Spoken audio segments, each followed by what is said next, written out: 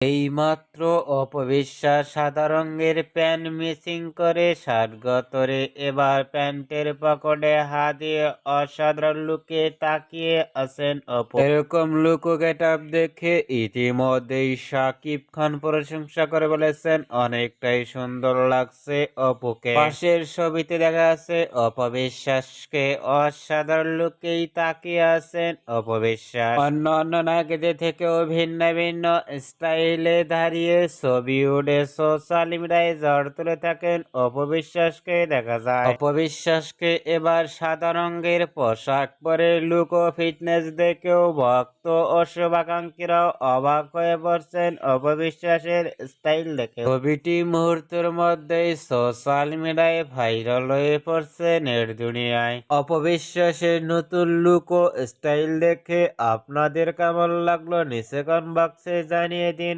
আপনাদের মতামত।